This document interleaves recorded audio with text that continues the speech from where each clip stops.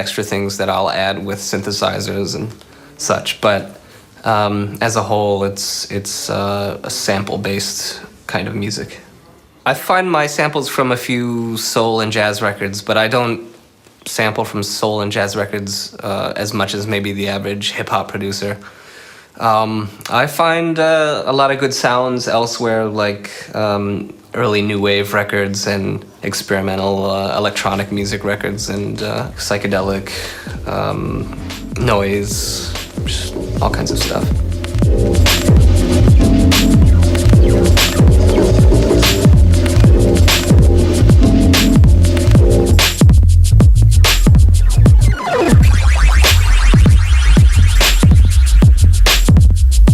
Sci-fi feel comes from I think it's like comes from my generation. You know, Star Wars, Blade Runner, Dune. Talking about cinema, I think I understand why people draw parallels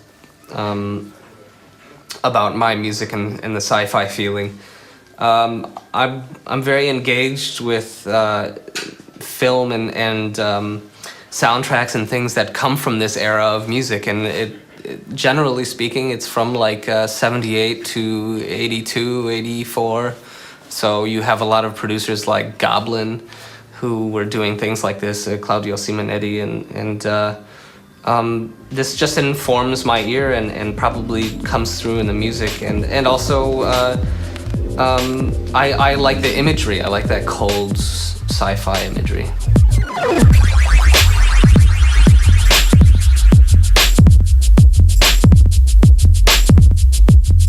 Well, my working process is more like just sit down and fuck around until I get something that's good. You know, just sometimes I'll start with a beat.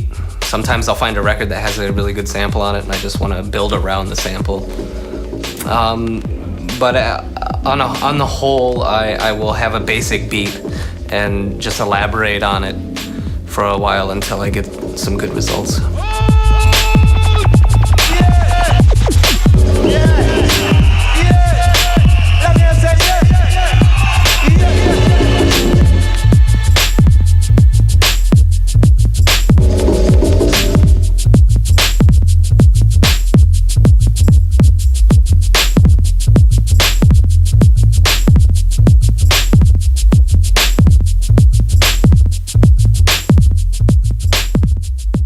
I like the dirt. I don't like pristine, clean sounds. I think the dirt, the filth in the tape and in the recording has a good aesthetic feeling and makes you feel like you're in a special space when you're listening to it. You feel like you're in a different place. Whereas if it's like totally clean and clinical, I feel like it's just the music inserted into your life, but these are actually recordings. And part of hip-hop is the fact that, you know, we're using some pre-recorded material. We're referencing like an old James Brown beat or something like that. And that's the idea. It's sort of a cut and paste format of music. And, you know, likewise with the James T. Cotton project is I like these old analog instruments because they're warmer, they're dirtier, there's hiss in the background, but I don't think that's a problem. I mean, just because there's some white noise in the background doesn't mean that it's distracting from the music. So, sometimes it has some pretty cool effects too, so.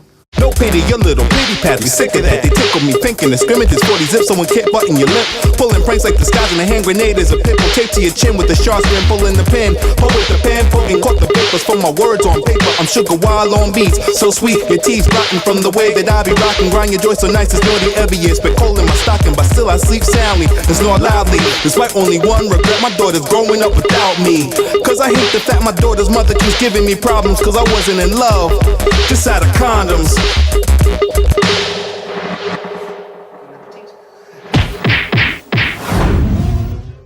Well, right now I'm in between computers. So my old system failed and it's outdated. So anyway, I have to update.